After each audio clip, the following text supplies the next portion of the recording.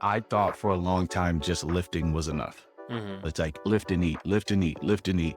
The reality is there's so much more that goes into it. If you have questions, please feel free to email us, podcast@verse.fit.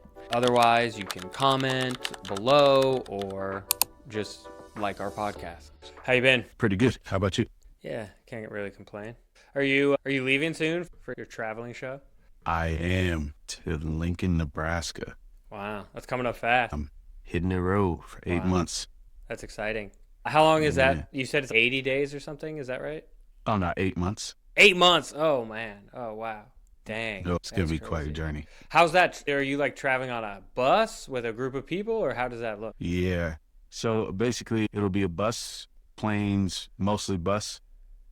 I'm going to be bouncing from city to city pretty often. We'll spend like 1 or 2 nights in one place and then we'll go somewhere else. I know we have somewhat of a longer stint in Boston, North Carolina, Mexico City, Canada. Those are like once a month. We have a week-long stint somewhere. So wow. Yeah, it's pretty dope. Interesting. What are you going to try to keep up with your workouts while you do that? Yeah. So what I've been doing is, I think I was telling you the last time, doing workouts at parks, stuff like that. And so I was trying to do that to sort of mentally prepare myself to work out outside a little bit more. I'm probably going to try to do like a mile a day if I can, and a lot of like park, and if I can find a random field somewhere at a school workouts. Yeah. And a lot of body weight stuff. Do you think that style of training can be as effective or similarly as effective as what you could do at the gym? My body, I can touch my toes. Yeah. Because I was working out so heavy, like heavy weightlifting for probably 2 years, I started feeling really tight in a lot of places. Like I did with movement prep, but over time your body just starts to wear down, and you have to do even more movement prep. You have to spend like 20 minutes just getting your joints warmed up, getting everything firing off, so that when you start lifting, it's actually progressing you versus like you're still warming up on your first set. And doing the body weight stuff and doing high intensity outside and running outside is a lot harder than running inside. I feel like I put on my shoe, lift up my leg, put my shoe on while still standing on another one, and my other leg I'm like, oh yeah, I forgot I could do that. Yeah, I agree. I love to lift heavy stuff and all that, but I think you can do a lot with body weight, whether it's kind of advanced calisthenics types moves that you see people do, or even just basic body weight stuff if you do it right. I'm always reminded of kind of like that Arnold era, you know? They would do a lot of really low rest sets, like 30, 45 seconds. Even a basic push-up, if you're doing like 12, 15 reps and then you rest 30 seconds, by the time you might get to 4 or 5 sets, you're feeling that. Your chest is pretty smoked and stuff. So you can still get a huge benefit from that kind of stuff. And yeah, I agree. I think even sometimes it's probably good to give your body and your joints a little bit of a break from the heavier loading and just build up work capacity and things like that. Yeah, like a lot of what I do, or even when I had clients, or where I still have clients, I always warm up with body weight because it's better to get your body activated to your normal body weight before loading on something that you don't pick up every day. That type of activation and warm up just feels different. And also, if you do enough of them, like I've had so many clients where I'll be like, all right, we're going to do body weight for all of our workouts first, and then we're going to do weight. And they're like, nah, I just want to kind of lift and do like a bench press. I was like, let's do push-ups first. 3 sets in, they're like, man, I didn't know my chest would burn this much. I don't even know if I can do bench anymore. I'm like, when you're pushing your body weight, it could be enough. Do you know any of the other actors yet? You know what's really dope is one of the guys that I had my callback with in New York back in January for the first role that I auditioned for, which was Tina Turner's dad. He was in the room, and we were the last 2 to go. And he's a really cool guy and had a great voice. I could hear him outside the room and during the dance call. And he reached out a couple days ago. He was like, hey, I saw your name on the cast list. And I was like, dope. He's like, I don't know if you remember me. I'm like, absolutely. Yeah. And we're just connecting a little bit. Like, it's really cool that he reached out. And it's like, when you do something like this, it's a collaborative experience, especially when it's theater. So it's always nice because you're going to go in with nerves. You're going to be like, oh man, how are people going to perceive me? How much more talented as everybody am than I am. How many people have been doing this for a long time and built a relationship with each other, and I'm going to be like the new face. Right. So having him reach out and say like, hey, can't wait to connect with you and get to know you more and stuff like that, it kind of eases a lot of the nerves that you could walk into if you never met anybody. So yeah, it's pretty dope that he reached out. Yeah, that is cool. Do you think you guys will train together? I think so. Some of the stuff that he was saying, I was like, yeah, that's same vibes, like same mindset. Yeah. And we, during the callback, we had a decent conversation. We didn't talk a lot because we're like so focused on like, yo, what are we doing here? Yeah. Like nervous and trying to get through this audition. I think we'll hit it off. I go into things with an open mind, and anytime I start something new, I always go in with the idea that I just want to create and build relationships and community. What the type of person I am in a gym, which is very different than most people. Anytime I walked into a new gym or worked at a new gym, I always brought this energy in that was goofy. I would dance with my clients, like have a good time. I would sing randomly. Some would get annoyed, but most really enjoyed it. And it's actually what pulled clients to me. It was like a secret weapon that I had. Not to mention, like, people look at me and they're like, man, you're big. I want to look like you. I mean, that helps. Oh, buddy. That always helps, right? Yeah, it definitely helps. That energy I always carry into new places. And some people, it's too much. It could be like, oh, that's a lot of energy. But in a theater space, most people enjoy it. I think when you go into places with the idea of, hey, I just want to bring my personality to serve and help other people in whatever way I can, it ends up being beneficial to the people there than it is, the people who, it's actually more giving to the people who appreciate it than the people not. Like, I'd rather four people be like, oh, if you're annoying, that's a lot of energy. And then 20 people get fed off of that energy and feel inspired to be themselves, which is what I've experienced, especially in the gym setting. Yeah. That's funny. All right. Well, we kind of have a bunch of questions that I thought maybe we could go through that were provided for us from various people. And so, I don't know, some of them could be fun, some of them could be very informative. And I think the one that stood out to me the most, that I think is valuable for people listening, is what's one thing or some things you used to believe, maybe when you were first starting out, that you no longer believe, or maybe you believe a little differently, something like that? That's a great question. Yeah. I think while you think about it, I'll say, like, I think it's important. Please. These kinds of questions are important because fitness and lifting and stuff, it has this tendency to become so like black and white for people. Do this, don't do that. It's always like, if you do this, you're stupid, or if you don't do this, you're stupid. And it's really important to show, like, no, this is all part of a process of learning and getting better. You're never going to be exactly the same. Or maybe some people hit the nail on the head the first time they try, but that's not been my experience with very many people. So I think it's important to show that even people who are maybe a little more advanced or a little more knowledgeable, it took a while to get there, and it's a constantly evolving process. Yeah, 100%. It's funny when I was saying that, when guys would come up to me and they'd be like, I want to look like you. And like, my body type is not your body type. You know what I mean? It's like not all bodies are made the same, and they're not meant to be. Everyone has genetics. They have different parts of their eating habits. They have the way that their blood flows. There's so many different elements that goes into creating your body in the way that you want to, that I thought for a long time just lifting was enough. Growing up in Texas, you play football, it's like lift and eat, lift and eat, lift and eat. The reality is there's so much more that goes into it. You have to be able to know when to rest. You have to know how your blood flow. Do you need stuff like beta alanine or creatine that helps your body because you don't produce enough? Like, for me, creatine was actually the complete opposite of what I needed. And I did creatine accidentally, and then I carried a lot of water weight for a really long time, and I couldn't get rid of it for probably like 3 or 4 years. Everybody's body is different. BCAAs, amino acids really help me with muscle recovery and blood flow, because I'm pretty sure I have like, what is it called? I have an iron deficiency. I'm vitamin D deficient. I'm B12 deficient. And all of those are elements that your body needs in order to help you recover. Magnesium, I have to take magnesium all the time. Right. And especially as you get older, no body is made the same. And you have to do, if you're really trying to look like someone like me, you have to know your body type, ectomorph, endomorph, mesomorph. You have to know how fast your metabolism is, your metabolic rate. You have to know how much you need to eat calorie wise, like very specific. And you have to know, can you lift 5 to 6 days a week? Or is your body going to be depleted and you don't have the muscle stamina to do it? So it's going to take longer for you to build that in order to build the muscle that you want. Yeah. It's like there's so many elements that go into it. Before, I used to think just lift and eat, that's enough.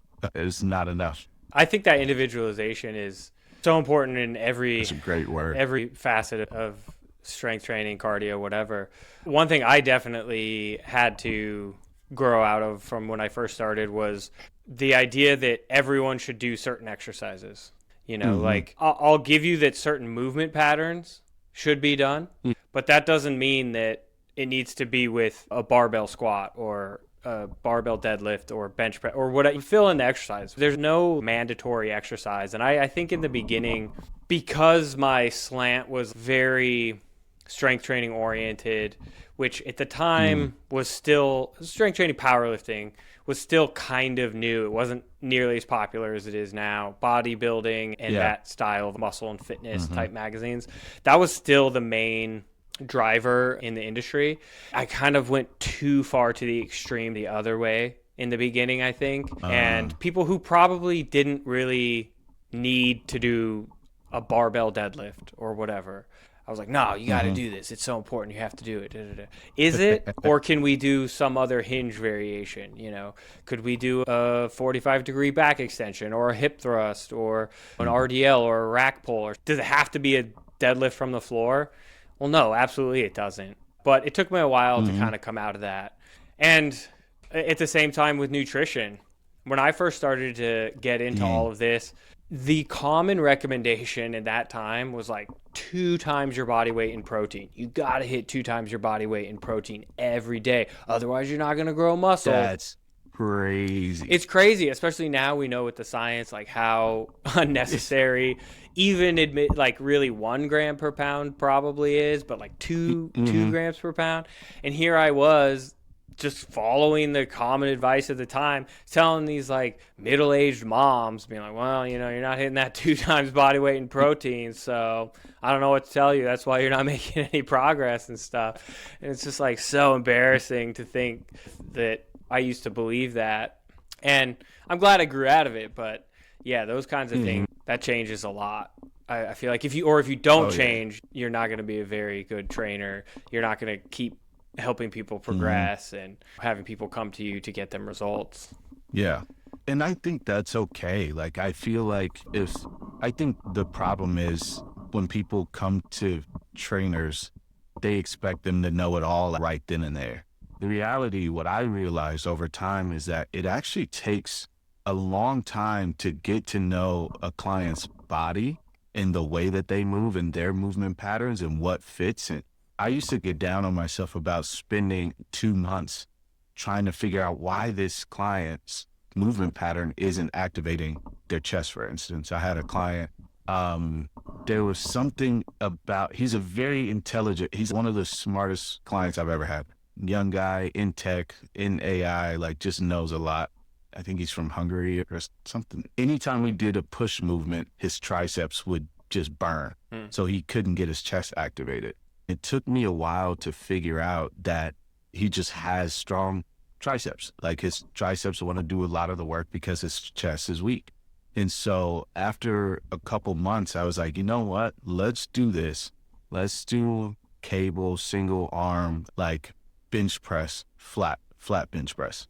We did that, and then we did a plate press where he had to press the plate on an incline on the bench. And after doing that, it took 2 months to figure this out. After doing that, he was able to start activating his chest more and building his chest more. And then we also realized that for some reason he needs to close his eyes when he's doing bench press, because if not, his brain is going to take over and start using the triceps more, so he wasn't able to get activated. And also the fact that he would favor his right side a little bit more, so when he closes his eyes, it would also help him adjust.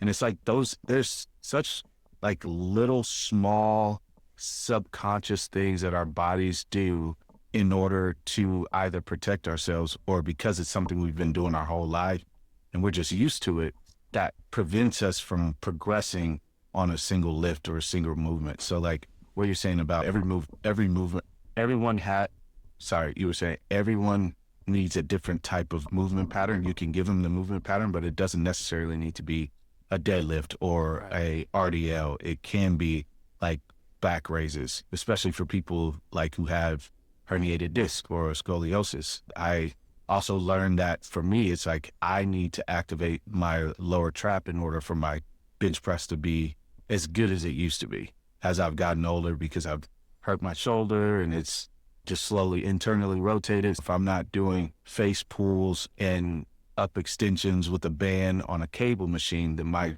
bench press is going to struggle. I'm not going to be able to progress, and I'm also going to hurt my shoulder. It's just those little adjustments and the being aware of that, especially as a trainer, that just takes time to figure out.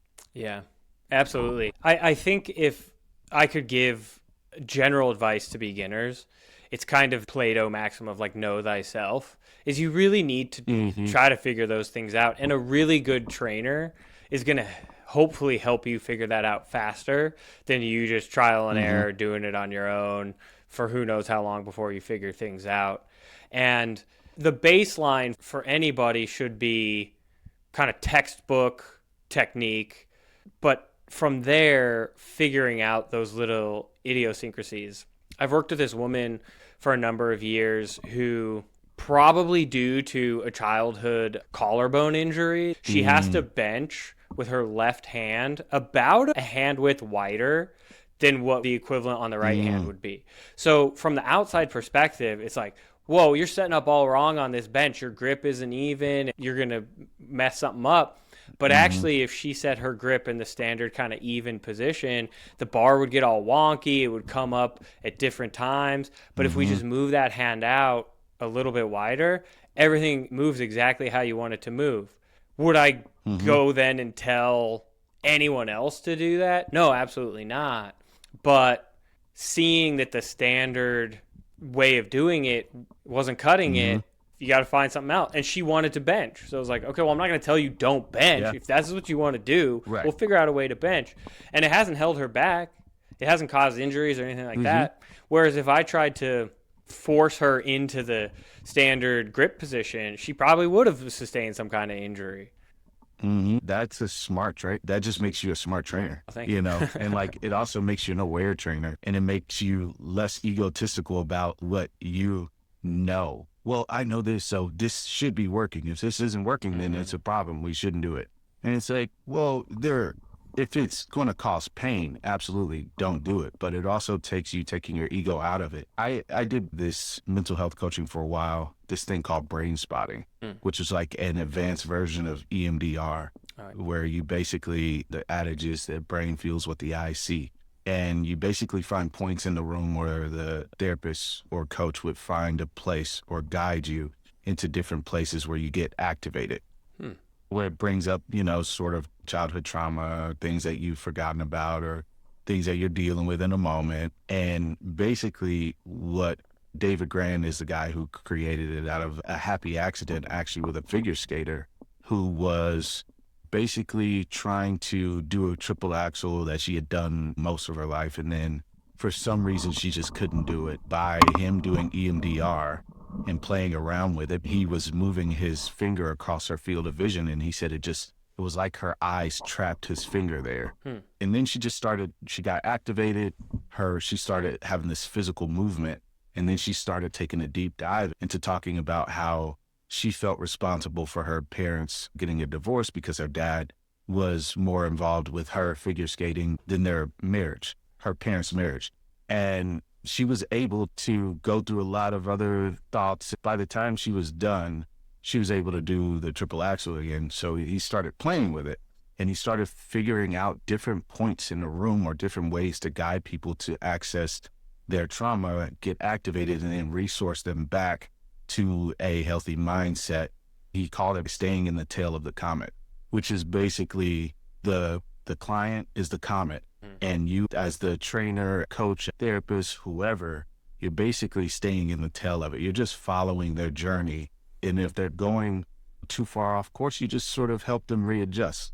And I feel like as trainers, we get so caught up in saying, this is the way that I learned it online. This is the way I learned it from this influencer. This is the way I've done it my whole life. This is the way I know that works. And it's like, well, you're wrong, because that person is a completely different person than you. That they have different things that they've done their whole life that worked for them. They've tried different workouts that didn't work because of like the collarbone injury, like a pulled hamstring that's adjusted their hips because now, and it's like, if you can focus on fixing or helping them with that issue, that's completely fine.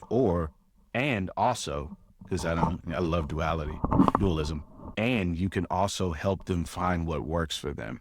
I always like to say, at a certain point, you shouldn't need me anymore. Right. Now, if you love working with me because we have a good time and it's just fun, absolutely. Like, let's keep rocking out. But at a certain point, you should know your body well enough that when you leave me and I leave you, you should be fine.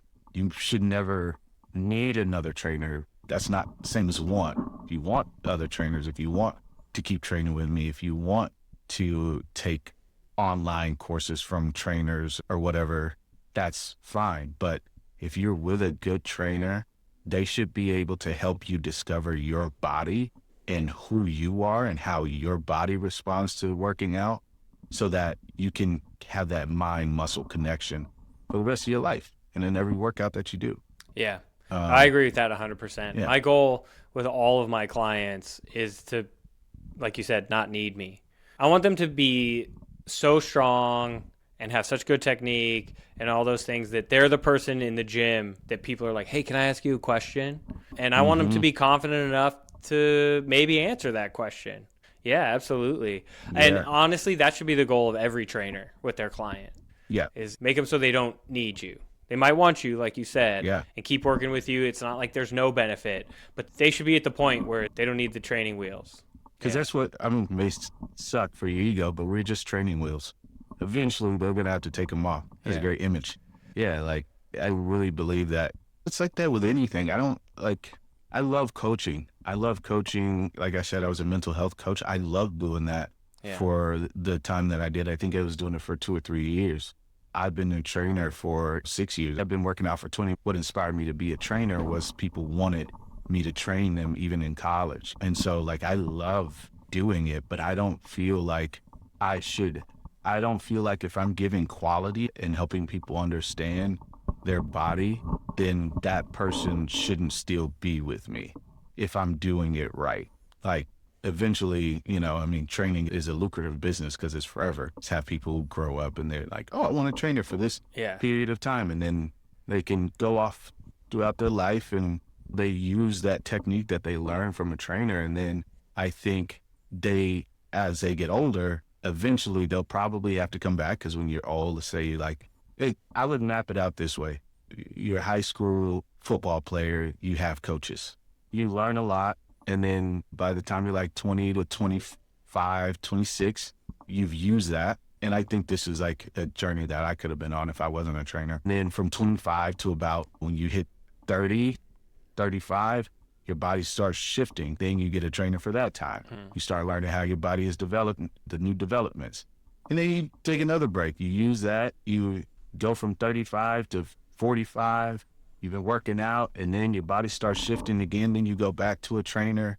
You say, I'm getting older. My body's doing this. Then you hit 55. Like, I think there's a 10-year gap where you can use what you've learned from a trainer for maybe 4 or 5 years, and then continue that 10 years of just doing it yourself, which is counterintuitive to the financial part of trainers. I'm sure trainers will probably hear me say this, and they're like, man, you mess up my business, like trying to keep this person forever. But if you're a good enough trainer, you'll have people you'll have rotation, word of mouth. People will keep coming to you and say, hey, you taught my friend this and they look great and they're working out on their own. And I've been working out with them, but they told me to come to you because they don't know my body specifically enough. And they just know that you help them discover how they lift and what their body needs. So I want to come to you, and maybe we do a couple years so I can be on that journey that my friend is on. And that's the kind of return that you want. You don't want to just keep the same people over and over again unless they just want to. But Yeah. that return of someone looking at your client and saying, man, I want that autonomy over my body. And I love that word, autonomy. Yeah. I think people want autonomy just over their body in general. And so if you can do that, you're a great trainer. Yeah. I believe. Thank you for listening to the Verse Fitness Podcast. I've been your host, Shane Robert.